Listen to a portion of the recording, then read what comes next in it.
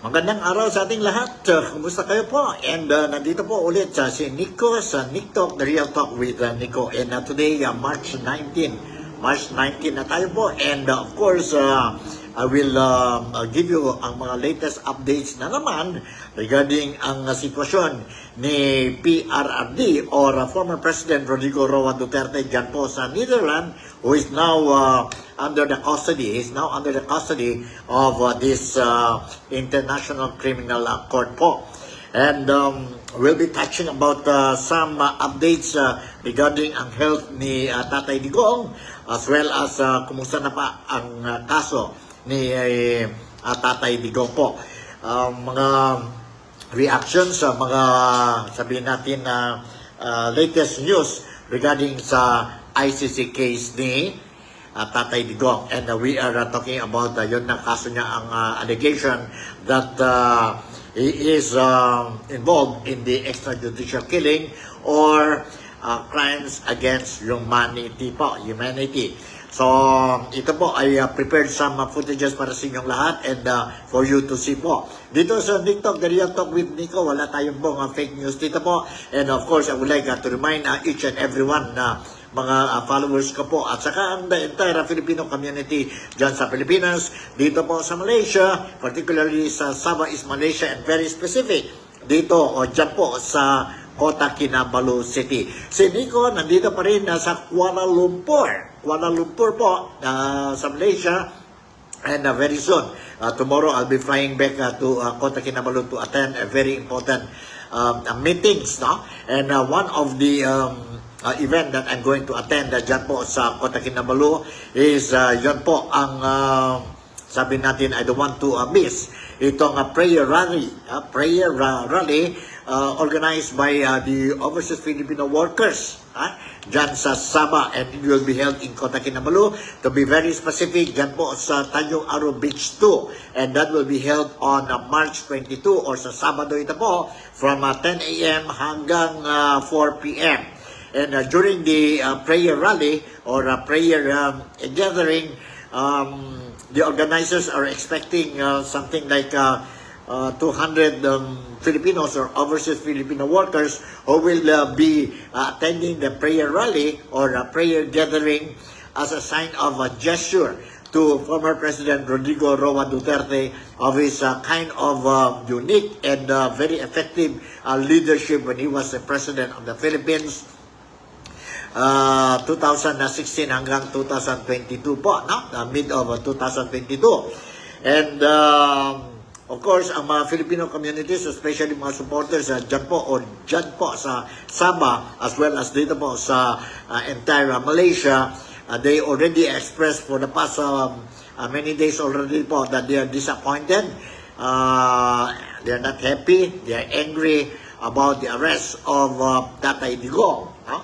Last March 11, and he was sent to, sabi natin, Netherlands to be under the custody or hand over to the custody of the International Criminal Court or ICC. Alright? Shoutout muna tayo kay LV Anais who's watching my program this morning. Yes, good morning to you, Madam LV, and good morning to your hubby also and to your children. May God bless you and may God keep you always safe and healthy po. And healthy. And thank you very much for watching my Nick Talk, The Real Talk with Nico. Don't forget mga kaibigan ko, mga kababayan ko dyan sa or dito sa Malaysia, as well as dyan po sa Pilipinas, as well as mga overseas Filipino workers sa iba-ibang nation po. Stick to my program because I will be sharing with you some footages regarding mga updates dyan po sa Pilipinas, especially ang updates regarding kay Tatay Digong. Okay, to start with, mag-umpisa na tayo po. Itong footage I'm going to share with you, an interview with Vice President Inday Sara Duterte, who is the daughter of former President Rodrigo Roa Duterte. Itong interview was done dyan po sa Netherlands, and according to the interview, according to the interview, si Tatay Digong is okay na okay po. Okay na siya po in terms of safety and health po. But let's listen direct from the Vice President, si Inday Sara Duterte, about the condition of her father, or si Tatay Digong, of which a lot of Filipinos are worried about the health and safety of Tatay Digong. And of course, they want Tatay Digong to be or to return back to the Philippines po, because they believe the manner he was sent to Netherlands and handed over to the custody of the ICC po was illegal po. Ano ito? Shalom, maayong agas sa imo bro Nico Fabian.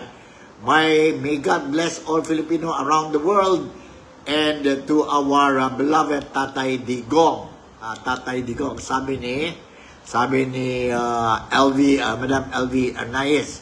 And Tatay Digong, see you all on this coming Saturday. Yes, definitely I will be there. I will be there. Just give me some updates kung may mga changes man po, si Madam LV, kung may mga changes lang, don't forget to update me so that we can also immediately inform our viewers, our followers dito po sa TikTok, especially ang mga Filipino communities dyan po sa Sabah who wish to attend ang prayer rally dyan po sa Tanjung Aro Beach 2 on March 22. That will be Saturday from 4 a.m. From 10 a.m. hanggang 4 p.m. Before the culmination of the program or the prayer gathering po, there will be lighting of candles po.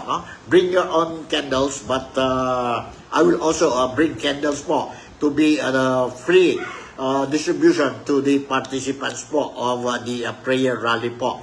This is the time for us to show gratitude po to Tatay Digong po for what he has done as President of the Philippines sa atin po. He was so concerned about the interest and welfare of every Filipinos po, especially yung mga mahirap po, And walang yan po, walang favoritism ang leadership ni Tatay Digong, whether you are poor, whether you are rich, whether you are black or white, brown or yellow, or whatever color you are representing po, So, don't forget that kung may time kayo po, please attend ang prayer rally po. This is the time for us to show gratitude. This is the time si Tatay Digong needs our support po, as what Tatay Digong said sa mga statements niya po just recently. Nandini si Tatay Digong po sa mga Filipinos, especially ang mga voters po, to support ang anak niya si Inday Sara Duterte po, in the event or kung magtabo si Inday Sara Duterte as a President of the Philippines come 2028. And sabi niya po, please support in whatever ways we can support si Inday Sara Duterte, especially that she will also be facing itong impeachment trial filed against her ang Kongreso po. So, anyway, sige lang po. I will share with you some of the footages now. Nandito po ang first footage natin, interviewed kay VP Sara by the local media dyan po sa Netherlands. And let's listen to this. Ang interview niya po. And after that, we also be touching about the news regarding si lawyer ni Tatay Digong na hospitalized po, si former secretary or executive secretary po ni Tatay Digong, si attorney lawyer Salvador Magaldea po, nasa hospital na po. But anyway, okay na din ang salud ni Magaldea. But anyway, nandito muna po ang interview ni Inday Sara Duterte po. Inday Sara Duterte. 148. Let's listen to this po. Let's listen to this interview dyan po sa Netherlands. You hold on. I don't know if I can give you full screen. Full screen, mabuti pa siguro mag full screen tayo, no? Hold on. Hold on. Alright. Sandali. I'll give you full screen para mas maganda po ang labas nito. Hold on, ha?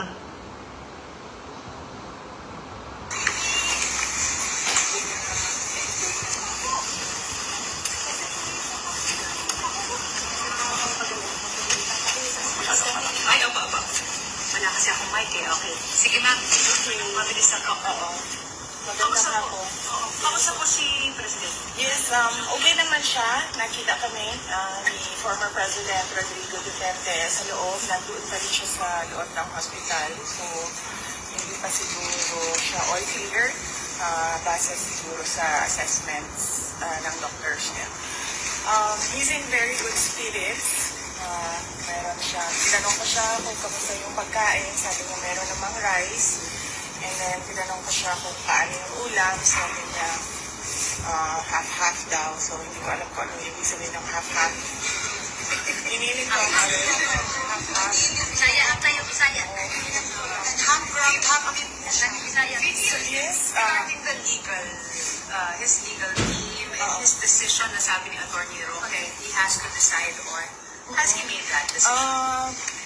Very, very general lang ang pwede ko i-discuss about the legal team and the legal strategies and kung anong mga ways forward legally.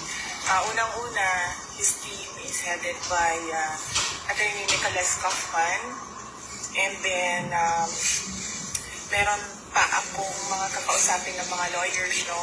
Meron pang darating na isang abogado. I-interview ko siya para sumali sa team.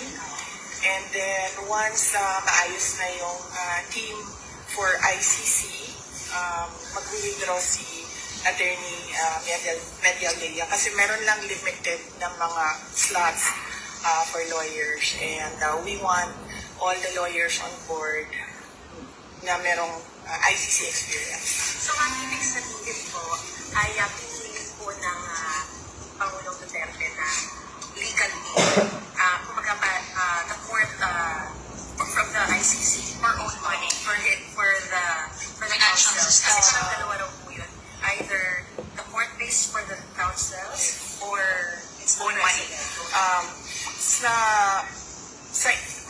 on that matter, it's best if you ask Nicholas Kaufman kung ano yung direction nila since siya yung lawyer and si former President Rodrigo Duterte yung client. So I am just here to assist President Duterte sa pag-create ng legal team kasi every time na pumapasok ako doon, pinapauwi na niya talaga ako. Yung pa rin na sila sa akin. Ano po sinabi niya sa kanya dahil pinapauwi na po kayo? Paulit-ulit kasi siya sa sinasabi niya na what are you doing here?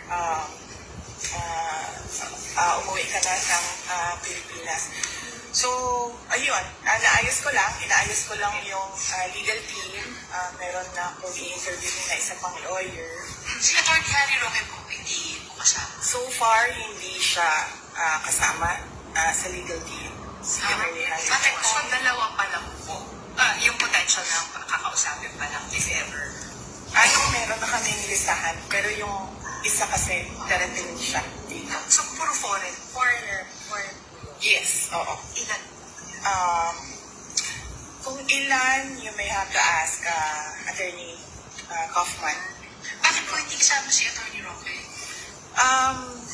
Well, because hindi pa kasi na-establish kung ano yung spaces ng pag-stay niya dito sa Netherlands. And we don't want complications pa. Gusto namin nakatutok talaga yung lawyers doon sa kaso. And right now, I heard applying for asylum. He publicly announced that already. So we want him to focus on his asylum. And we want our lawyers to focus on the case. Yun po yung ginagamit yung basis nila to be able to get that asylum, sabi po niya. So he can defend the former president. Well, that is a matter that he has to discuss with former President Duterte. But right now, he's not nominated as a lawyer. Planning a trip this Okay, that's it. Yan po, direct from the horse's mouth, coming from the Vice President Inday Sara Duterte, who is the daughter of former President Rodrigo Roa Duterte, or si Tatay Digong, as fondly called by many Filipinos po. No? Good news siya po. Good news na is okay. May rise din siya po. And we say it good news, but the bigger news that we want to hear is that he will be back or sent back to the Philippines po. Yun po. That is what we are clamoring. That's what we are shouting for. No? That's why we see a lot of Filipinos. We see a lot of peace rally, prayer rallies left and right po dyan sa Pilipinas since March 11 when he was taken out from the country and sent to, sabihin natin, Netherlands and turn over sa custody ng ICC or International Criminal Court po to undergo, to face ang mga charges of crimes against humanity po. Alleged crimes against humanity. Okay. Sabi ni Madam sabi ni Madam Elvie na don't forget to wear a white shirt and bring your candles. Candles. It is a peace rally for our Tatay Digong. Bring him back. Ano ito ha? Wala na. But God bless tayong lahat. God bless tayong lahat. Yeah, thank you very much, Madam Elvie.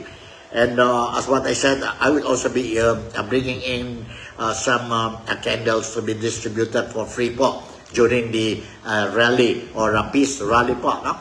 Peace rally or peace gathering, a prayer gathering designed to show gratitude to Tatay Digong po, of which a lot of Filipinos love him that much more because of the leadership that he have shown, because of the love that he have shown to all the Filipinos po when he was the president of the Philippines. So far, I for one can say that he is the best, the best president that we ever had po. No? We were hoping that itong presidente natin si Bongbong Marcos will follow his footsteps, but unfortunately po, it is not happening. It is not happening. Anyway, let's move on po sa natin, sa mga issues natin regarding kay Tatay Digong. And here is a footage that I would like to share with you also. Itong lawyer ni Tatay Digong sa ICC po, no? Si Attorney Nicholas Kaufman po. Mayroon tayong footage sa kanya po. And let's listen ang statement niya po. He also mentioned about kay Attorney Salvador or former Salvador Magaldea po ang what happened to Magaldea po the other day. Okay, let's listen to this. You hold on. Alright. Okay. I-full screen tayo ulit. Full screen tayo ulit, ha? Okay, sandali.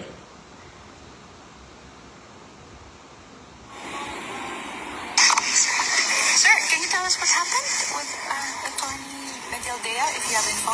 I don't think it's appropriate for me to go into details concerning Attorney Dingbong's condition at the moment. It's an issue of medical privacy. Alright. Have you successfully... Former President is in very good spirits. Looking forward to conducting his defense. is he being monitored daily at the clinic? He's being taken care of by the appropriate services. Do you have like an initial plan on what next steps to take legally, sir? The first stage, the former president is composing his defense team. That will take a week, and then we'll see where we move from there. How many are you in the team, sir, if you may tell At the us? present moment in time, I've just been appointed. It's my job, and I'm privileged to carry this job out to compose a team for him. That will be done in complete consultation with him and all those around him. Alright. He always will compose the defense team. I'm not at liberty to comment on that.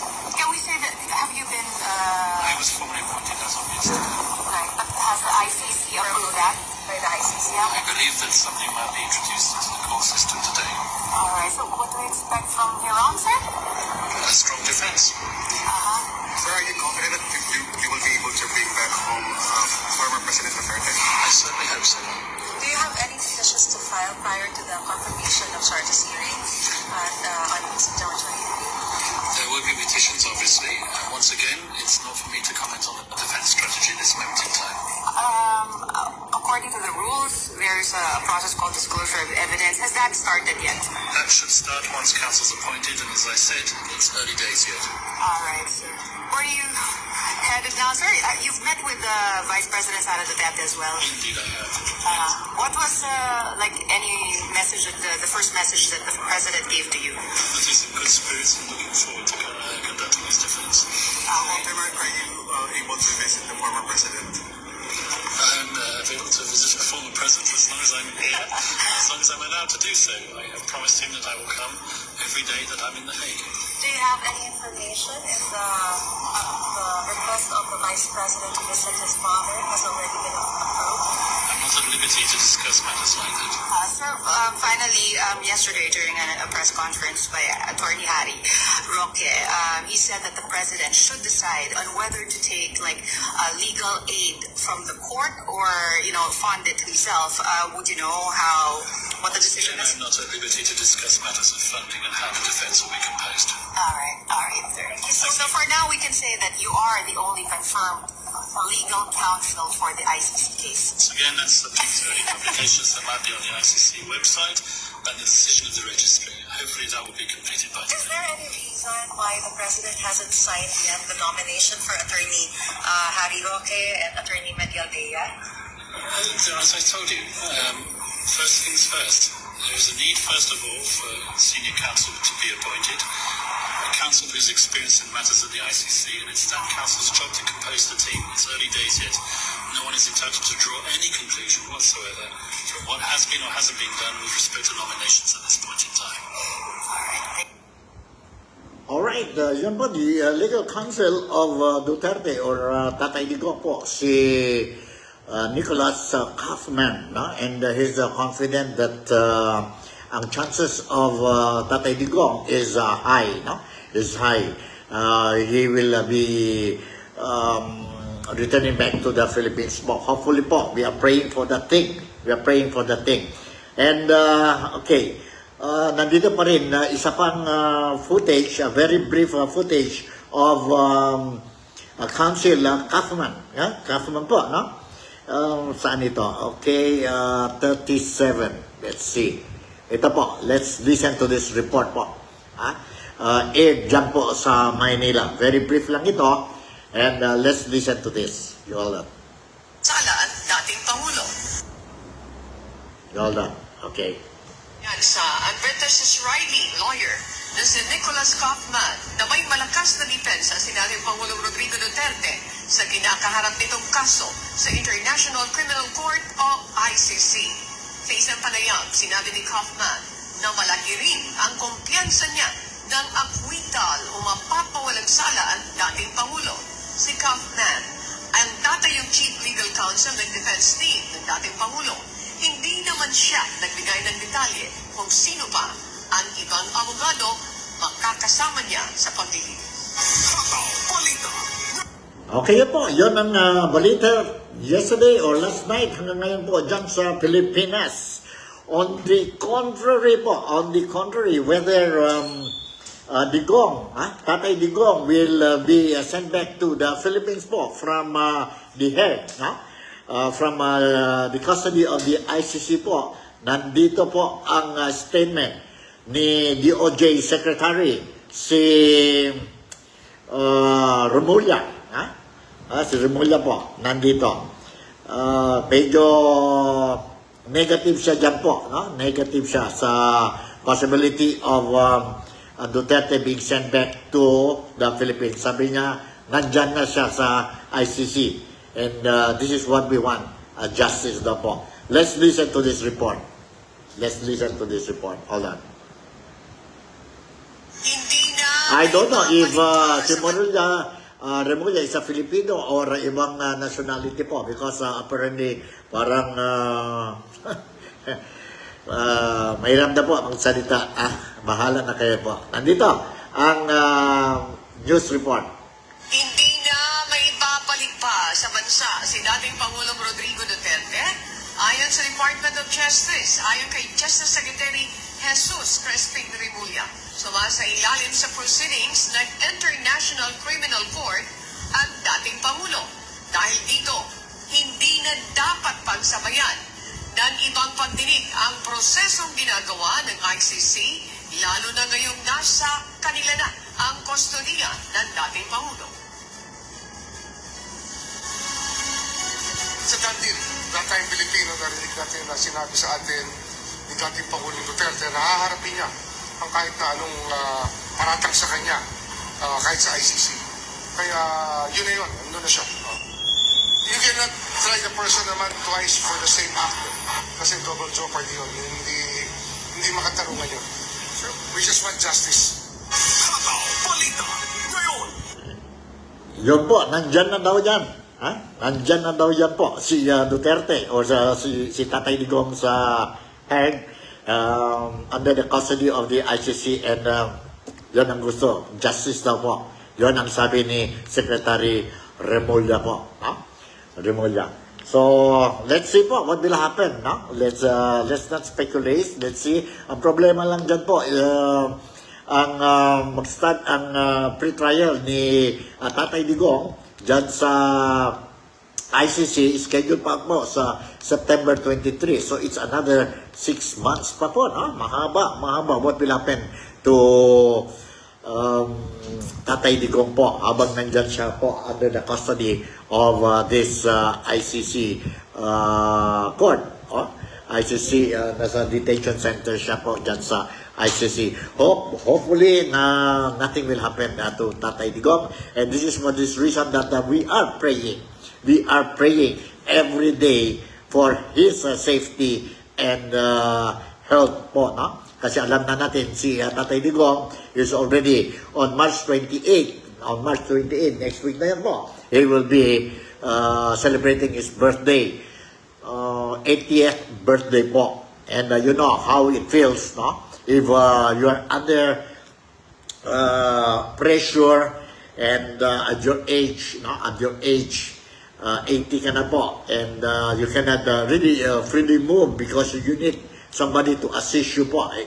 Even, sabi ni Senator Bongo, even ang mga gamot niya, ang mga medisina niya, imagine, he's taking, he got something like 27 pieces of medication po, no? And yun po ang mahirap kay Digong, and yun ang mga tao, mga Filipinos, especially mga supporters ni Digong, and those who believe that what he did for the country as a president was something that we should be proud of. Every Filipino should be proud of, and we should show gratitude to him now that Tatay Digong is in dire need of our support and love po. 100% po, we are going to support and show love to Tatay Digong. Shoutout muna tayo kay Mary Luke Pentojo, who is also watching my program this morning. Thank you very much for watching, and hope all the best to you, and God bless you. God bless our family, and God bless Malaysia, God bless the Philippines, and let there be peace on earth. Peace on earth. Okay, let's move on. Let's move on with another sabihin natin footage po. And this time around, I don't know if you heard about Magaldea po, sakit po, no? He went to the... Alright. Footage of Magaldea and Ruben Padilla po, dyan sa Netherlands. Hold on, and anong queue natin dito? Ang queue natin dito is 121. 121. Nasaan na yun? 121, ha? You hold on.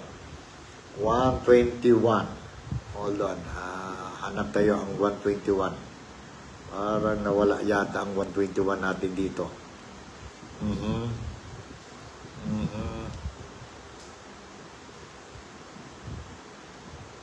Hold on. Bakit nawala na tayo ang 121 dito? Si Padilla ito po, no? Si Padilla, 121. I don't know kung ito ba. Hold on.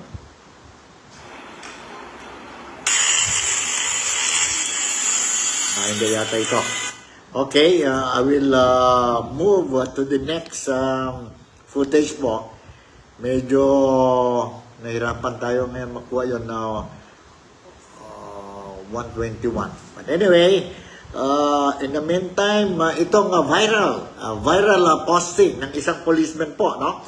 Who was showing support to ano ito po, to Tatay Digong po, no? The mayor was arrested, ang mga police kay Tatay Digong. He is not happy. He is not happy po.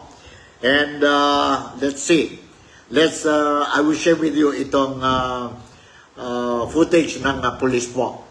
And yun na po, they will be filing a sedition charges against this policeman po. Nandito po ang report. You listen to this. Diyan, Hold on ha. invalid arrest or unlawful arrest. Hold on po. And kayo na maghusga. Hold on. Presidente ka pa ng Pilipinas, kung mali yung utos mo sa akin, hindi kita susundin. Sino ka ba para sundin ko, di ba? Viral ang isang polis dahil sa pag-question niya sa maling pag-aresto raw kay dating Pangulong Rodrigo Duterte. Mali yung pagka-aresto kay Duterte. Di ba? Ang tinatawag natin dyan, invalid arrest or unlawful arrest. Siya si Patrolman Francis T. Fontillas na isa ring vlogger. Agad nakarating sa PNP ang pahayag ng kanilang polis na dapat nananatiling apolitical o walang pinapanigan. Sinambahan siya ng reklamong inciting to sedition in relation to Cybercrime Prevention Act ng Quezon City Police District. Sa QCPD District Personal Records and Management Division na destino si Fontillas noong isang buwan pero nakaawol simula noong March 6. Ayon kay Fontillas, hindi siya nag-awol. Aprobado raw ang kanyang leave mula March 6 to 19. Bagay na kinontra ng PNP. It-disapprove naman po because wala po siyang medical certificate na maipakita to justify po yung kanyang need for medical leave po. Natawa na lang si Fontillas nang malamang sinambahan siya ng reklamo ng PNP. Questionable pa pero yung kaso na sa akin. Halatang halata na nilalabag nila. Definitely, nilalabag nila yung right ko.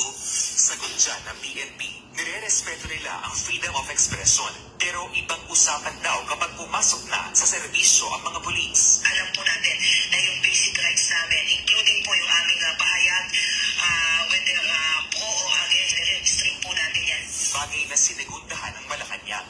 Kahit sino naman po sigurong Pangulo, mabibigla po sa tinuran ng sinasabing opisyal, uniform personnel.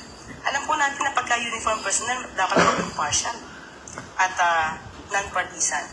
So, doon pa lamang po ay may violation na po siya. Kaya ko pong panindigan lahat ng mga sinabi ko, sir. Papanindigan ko yan, sir, kahit saan korte pa kami mag-usap.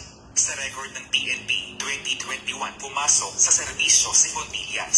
Isinailalim siya sa gamutan noong 2023 matapos umanong makitaan ng erratic behavior at pagkakaroon ng mood swings. After taking the medication po ay nagkaroon, pinayagan po ulit siyang for the recommendation po ng doktor sa kanya. Subalit recently po ay nag-exhibit na naman po siya ng the same pattern of behavior. Isinasailalim sa neuropsychiatric test si Fontillas. Kapag napatunayang hindi siya mentally fit, posibleng matanggal sa serbisyo si Fontillas. Pagkaaralan din ng PNP kung ilalagay siya sa restrictive custody. Sinambahan na rin siya ng reklamong administratibo.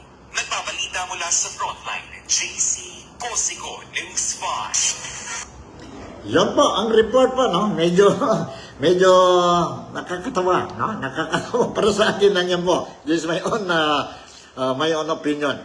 You go against, you say something against the government, against Marcos's, the administration po, then most likely you will face kaso po, no? They will file a case against you. Kaya ni itong policeman, may sedition po, no? And the other thing is that they might, there is, sabihin natin, apart from facing cases, no? Sa korte po, then you might be bragged, no? Called as may problema sa ulo po. Kaya what happened dito sa policeman? Ganon ba yun? Ganon ba yun? May mental problem ba yun na policeman, the way you see how we talk? Ha? Ganon ba yun? He was just telling na he's not happy with the manner Digong was arrested. Pero because of what he said, yun na po. Either you confront with the case or may problema ka sa ulo mo. Loko ka, something. Ganun ba yun? Mahirap na po, no? That's how I look at it. That's how I look at it. And anyway, kayo na bahala. And kayo na, maghusga po, no? What I'm doing is I'm just sharing you whatever mayroon tayo po, no? Whatever mayroon tayo. I managed to sabihin natin get it from mga reports dyan po sa mainstream media sa Philippines as well as yon po sa social media posts, mga posts sa social media po. Alright. Now, talking about itong impeachment trial ni Inday Sara Duterte po, no? Some people say ang attention ngayon po nasa doon na kay Digong or Tatay Digong. Nawala na yun po ang BICAM blank issue po, very hot issue po. Yun hindi yun nawala po. We are waiting for the oral argument that will be held on April 1st, 1, 2, and 3 po. Nandun pa rin yun po, no? And everybody is still watching. But we are talking much about Duterte na po because that is the sabihin ang issue na talaga ngayon po dahil kay Duterte na po ang sabihin natin now what is happening kay Duterte ngayon po, no? Pero yun mga national budget po, nandiyan pa yan, ongoing pa yan po, and ang mga grupo ni Duterte did not forget that thing po. At saka mga followers din, we did not forget all these cases po, no? All these issues. And at the same time po, yun na impeachment trial of VP Sara. Now, according to the mainstream media po, mga reports lumabas dyan sa Manila, ang Senado has already prepared ang venue for the impeachment trial of VP Sara, and mayroon na po visitation sa venue na po, and the people concerned are satisfied with the preparation po for the jump starting of the impeachment trial of Inday Sara Duterte po. That is scheduled on July 30. July 30 po. Now, let me share you with this footage po. Hold on, okay, full screen na naman tayo para sa inyo. Full screen tayo. Sandali. Alright, nandito po. Let's listen. Walang nagbago sa dati ng inilatag ng Senado. July 30 ang simula ng impeachment trial laban kay Vice President Sara Duterte. Kung wala ng debate tungkol dito, wala umanong tumutol sa minorya. Sumasang-ayon sila. Pero informal yan, hindi formal. Pero para ipakitang handa na sila para maging impeachment court, sabay nag-inspeksyon ang Secretary General ng Kamara at Secretary ng Senado sa final touches sa preparasyon. We're very happy with the setup. We have no comments, no complaints. May 340 seats ang gallery ng session hall. Napagahati-hatian ng staff ng bawat senator, judge, defense, prosecution at ang manunood na publiko. 30 seats additional sa VIP box. Ang Tolentino Room na may sukat na 150 square meters ang ibibigay sa prosecution team ng Kamara. Umirit sana ng dagdag pang kwarto ang Kamara pero hinahanapan pa sila. Two basic rooms. Room for our prosecutors. We have 11 prosecutors and the Secretariat Support Group. kailangan din kasing paglaanan ng silid at depensa. Sa defense, yes, we've also identified, but in deference to to the fact that we have not yet talked to the defense, hindi ko muna sasabihin. We wrote them yesterday. Wala pa rin itinatalagang holding room para sa mga testigo. Testigo pa lang ng prosekusyon, marami na. I'm not in the prosecution team. But siguro, 7 times, sabi mo natin, so that's about 70. But that's a rough estimate, no? Could be more or less per article. Sa ngayon, wala pa rin ginagastos ang Senado para sa impeachment. Maliban sa nagpabarnis sila ng mga lumang mesa na ginamit sa mga dating impeachment trial. Nagsusukat pa lang din ng mga senador para papahayan sila ng robe. Ang gastos daw ay mangyayari sa mismong trial na. Para sa GMA Integrated News, ako, si Mark Salazar, ang inyong saksi.